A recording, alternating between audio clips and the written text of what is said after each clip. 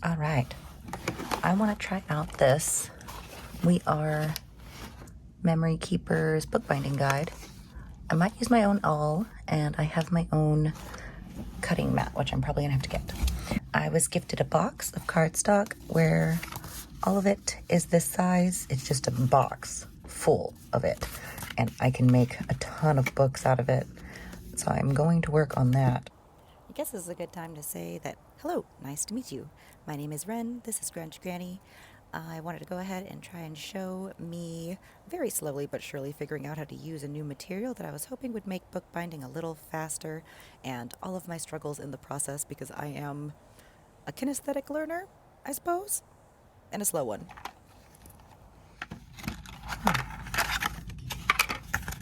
I'm really hoping this cuts down on time because I do spend a lot of time measuring out all my holes, and this would be so much easier. Let's see how this works. That is up. There we go. Oh, come on. Ooh.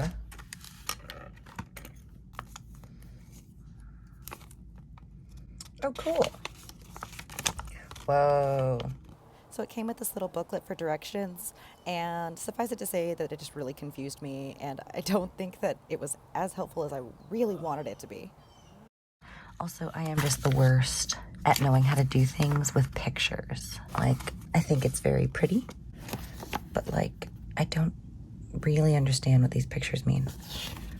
I don't know if anybody else is like that, but it's like I have trouble making sense of directions when it's like this. To me, it kind of just all starts to blur. While that is cool, I'm gonna try this my own way. The We Are Memory Keepers came with this one, which has a little plastic handle, and it looks very sharp. It's probably way sharper than mine, but I like to use this one because I love this wooden handle, and it helps me with my palm, fitting into my palm and poking in, especially if you're doing it a lot. But I'm gonna go ahead and try this with one signature. Here you can see me struggling for a bit, and honestly, I kept having to come back and re-edit this video and just cut out a lot of stuff because there's so much of me struggling. I think I just wish that this was lay flat. I wonder if I can do that to hold it kind of tightly in there. Oh, it will.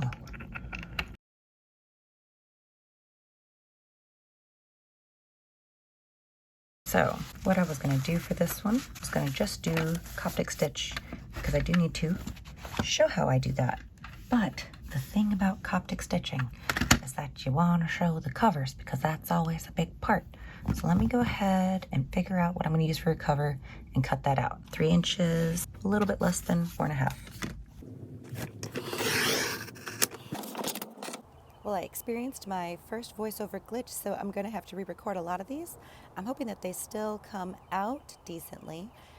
This is me just poking some holes in the cover so that I could evenly space it from the spine. It was handy for that.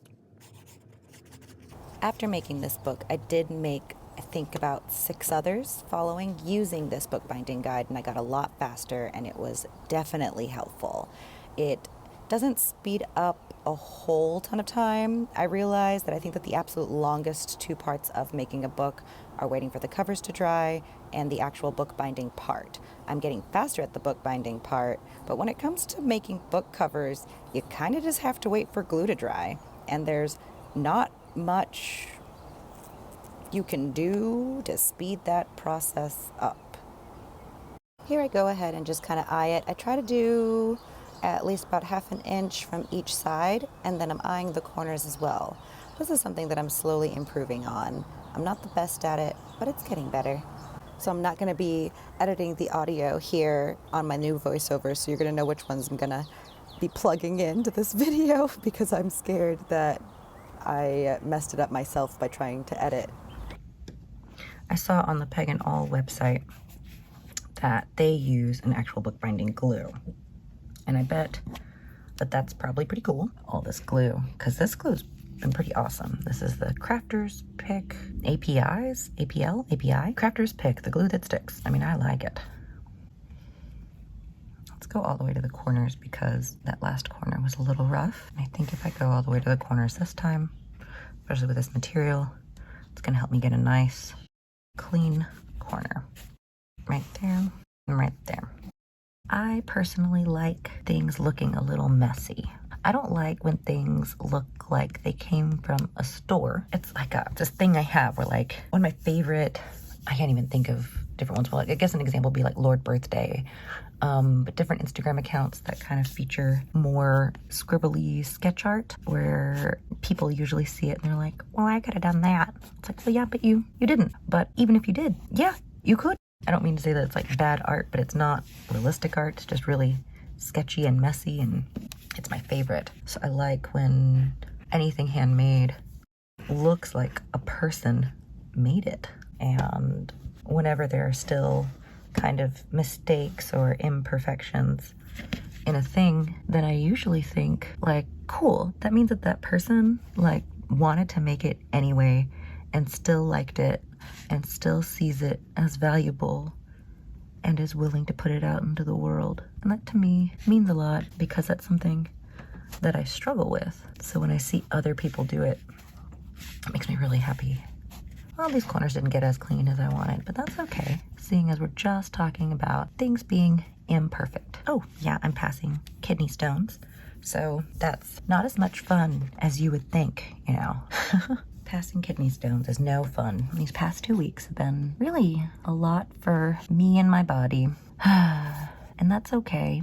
I feel like whenever something does take a toll on my body, then I kind of learn more where my limits are. Kind of like when you're in a bad relationship and you leave that bad relationship, ultimately, of course, there's always the whole, well, no, that was just awful. But at the same time, you get to think like, yeah, but now I know, now I am better at knowing where my boundaries are, what my boundaries are. I'm learning how to set them, learning how to notice when people are ignoring them is really important. I have to learn how to set boundaries with myself. I am the worst when it comes to putting myself on boundaries. I am great now.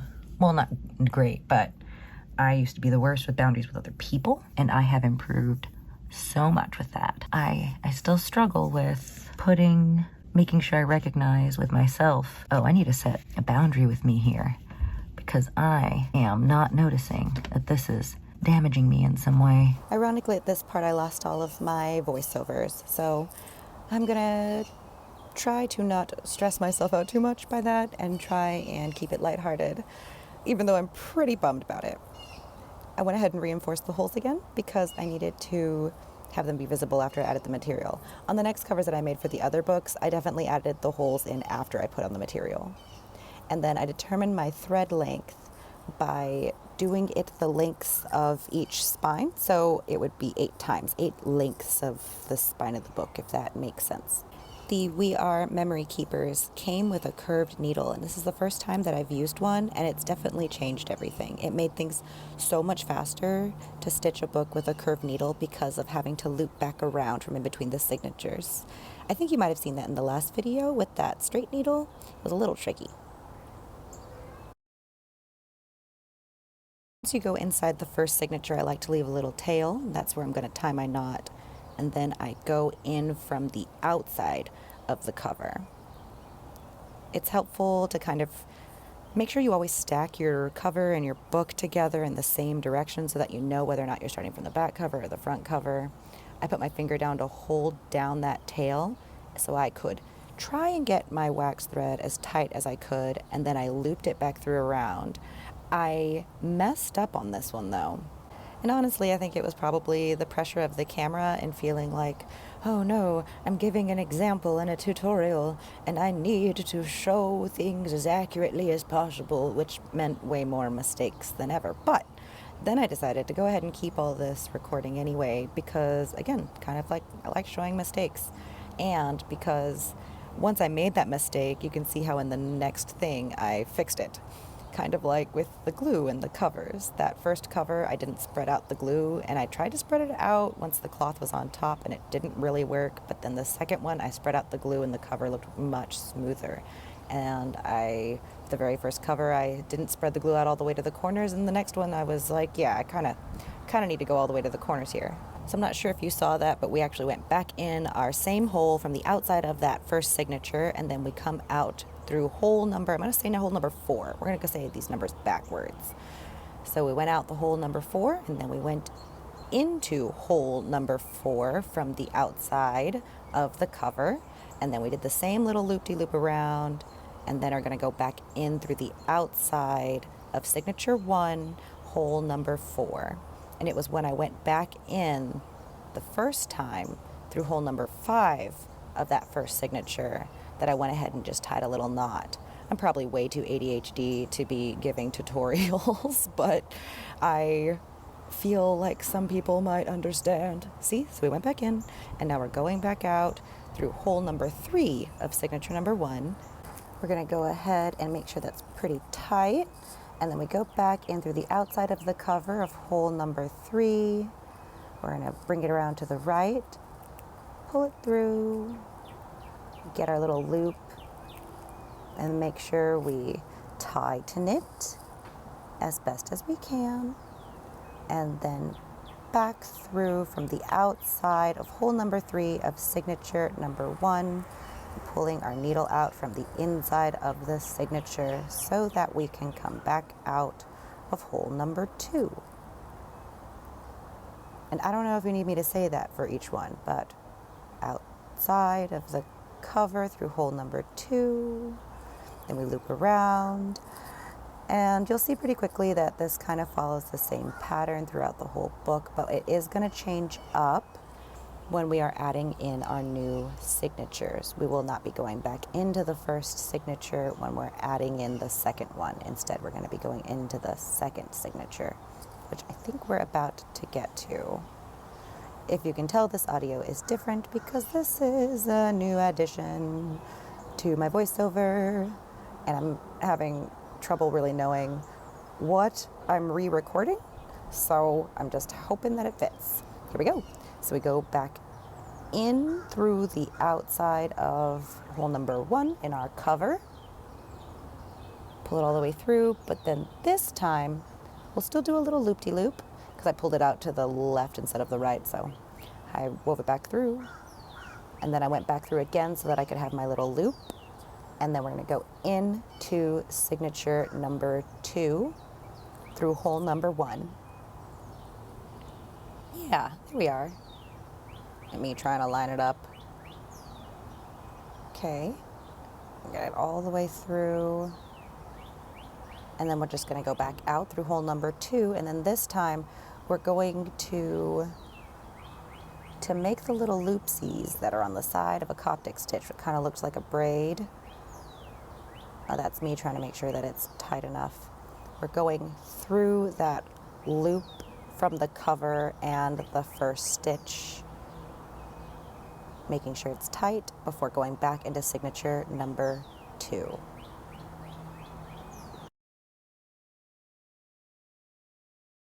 And we make that loop by returning back through hole number 2 from the outside of the second signature, and then going out hole number 3 of the second signature, and then looping around again that previous knot, I guess you could say it's a knot, that previous spot from hole number 3 up above that's on the cover. And then we go back in from the outside of hole number 3 on the second signature. And we'll keep doing that all the way to the end, and then when we attach the third signature, it'll be again a little different. So we mostly just follow this pattern. And that's kind of why I was saying in the beginning to make sure your thread is always going to the right when you're putting on the cover, because for me, it just helps me to remember that I'm moving in the same direction. Just keep on moving in the same direction, even though I made a little knot there and I had to fix it. And I try to pull it pretty tight.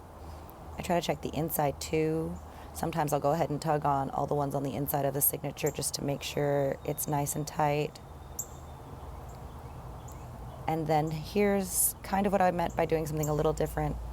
So after I loop it here, I see that on most tutorials that you're supposed to just go straight into your third signature, but I will do another little loop in the gap between the first and second signature so that in the end there will be kind of a little spiral design. And Oh, look, you can see me messing up. I'm just showing you how I can be doing a thing over and over and I'll still mess it up. Look at that. I did it and was like, what did I just do? So I had to go back through.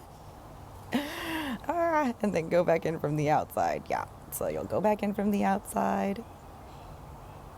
I guess technically that's hole number 1. And then out through hole number 2. And because I'm right-handed, maybe is why I'm doing it this way. But then you weave that needle back through on the very previous loop. So we won't go all the way to the cover this time. We'll just go from the loop-de-loops that are left from the stitching that we just did. We go back in and out. Let's see if that makes sense. Does that make sense? That we're not looping with that knot anymore at the top, if you see. Now we're going to loop with the little gap between signature 1 and 2 whenever we're attaching signature 3. I think that makes sense. I guess I'm kind of lucky that I lost the voiceover from here on out, only because I do know that I just kind of started rambling for the most part. If you've been watching this far, and if you actually do watch all the way through the end, I want to say thank you. It really does mean a lot. I'm learning a lot as I do these videos and how I can do them better. If you have any questions on any parts of these, though, definitely, feel free to ask me in the comments. I'm going to be checking them. Last time I didn't get notifications for the comments, but now I know why I didn't.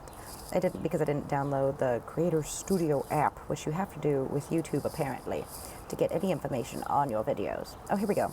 So for us to get those little spirals on the top and the bottom that I was mentioning before, we're going to now move to the right from the gap between the second and the first signature, and then we're going to do it again from the gap between the second and the third signature before we add in the fourth signature. That way we get little spirals on the top and the bottom. And I haven't seen that on anything else, and I don't think it's actually like a part of the Coptic stitch. I think that I just personally like there to be little spirals there because I don't like the way that it looks without them.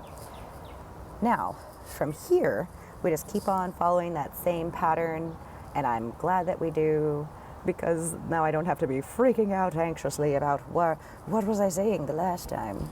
I know that I was talking a little bit about video editing and the fact that I have some other things coming up, and how long it's taken me to edit these videos is definitely showing me how I need to either structure my recording or structure my editing to speed up this process, because I want to be really consistent in my posting, and I can't be consistent with my posting if I'm not consistent with my editing or the structure for the videos and my recording. But I really like some things being more vloggy because I like showing reality, and the fact that I live in a tiny apartment, and the fact that everything is kind of hectic and we're just doing as we do as best as we can. Here we go. This is the last signature, I believe. So when we get to this last one and we're starting to add the cover, then we're going to be following a little bit of a different process, only because I forgot those little knots in the front cover. But I want to bring up the knots for this back cover if you want to do that. I don't think that there's a set way to bind books. You can do them. You don't have to. I like the knots because I think it helps things be a little bit more secure. At least they feel a little stronger. Though ultimately, you're using the same wax thread. So if the thread is strong, then, then the rest of it would still be just as strong, even if you're not doing knots. If you think about it, it's not like we did knots for these signatures either. So, it doesn't really make sense as to why suddenly a knot would be more proficient. I was wrong. We're in signature 6 now. Okay, so now we're in the last signature, and now I can talk a little bit more about other things. Vended for the first time in a very long time. The last time I vended was technically the first time that I ever vended, but it was very different, and it was more of a private event. It was on a friend's farm, so I feel like this was my first kind of more public event, and it was for the 7th Street Mural Project, which is here in Little Rock, Arkansas. And the 7th Street Mural Project is this project to bring art into communities that probably really need it. And it's really inclusive and lovely. The graffiti art that's there is just absolutely phenomenal. It's really nice. And I got to vend there, and I made a bunch of handmade papers, so I took some videos of that, and that's going to be something that takes a while. Oh, here we go. Now we're attaching this cover. So just like with the first cover, we're going to go in from the outside of the cover, and then this time we are definitely going to make a knot, because I want a knot. I like them. I think they look nice. I pulled the thread out from behind the thread that's coming out from Signature 6 to make a little loop. Using my curved needle, went ahead and made a knot, and then closed the cover so I could make sure that that knot is pretty tight. And then once I tighten that knot, I go back in through that. I guess I'm going to call it hole number 5 at this point. I should have been counting along the whole time, maybe. I don't know. Maybe that's overkill. Y'all know what I'm talking about. So then we go back in and then out through hole number 4, back around through the cover, and repeat until we have all of our little knots and our cover is attached. Again, if you have any questions, definitely feel free to let me know. This one is longer than I think I want my videos to be, mostly because I can't possibly imagine anybody wanting 24 minutes of me rambling about something that I'm making. Maybe I should do everything in a silly voice instead. I also thought about reading some things aloud, because I really love to read aloud, and I wondered if I should do another tutorial for the French link stitch, or if I should even do a tutorial, or if I should just record me doing the French link stitch, and then possibly doing some reading aloud over it. I think that that might be a fun thing to do. I like recording my voiceovers outside. I do this with TikTok as well, and it gets all the little birds that are talking the entire time. And so it feels like we're all having a conversation together, which I think is very cute.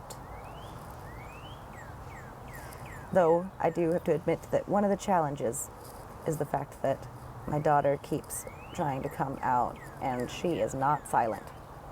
I don't think I know any silent 8-year-olds. We're almost finishing up this book.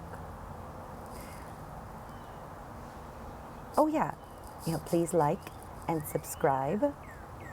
I know that ultimately it will be on me to be consistent with my posting, to kind of figure out how to do this channel and how exactly this kind of social media works. But I do hear that liking the video and subscribing and leaving comments initially after it's posted is a big determiner. So, yes, if you want to help me out with that, I would appreciate it. Though that's definitely not on you. That's my responsibility, because it's my channel, and I would never, ever think that it was somebody else's responsibility. But it definitely helps me out. All right, so here we are, the very last hole, the final hole. Is that a golfing term? I feel like there's a golfing term I could use here. Aha, I had to weave that back through because I realized I was going in the wrong direction. There we go. Fixed it. And then I make my final knot. Oh yeah. Back in through the very last hole, which would be hole number 1. And then we're gonna make our little secret knot. Our little secret knot that's hidden in here for only us to see, and possibly the recipient of this book. There we go. Let's go ahead and do another one to make sure it's nice and tight and won't come undone. Yes. Going ahead and cutting off the thread. And this is the final book. You can kind of see that there's some movement to it. The Coptic stitching makes it look like a little braid. The front and the back covers look a little different because one side has knots and the other one doesn't. But if you've stuck it out this whole way through, I am so thankful. Thank you so much. And I hope that you stick around for the next one. I promise they'll get better. Thank you.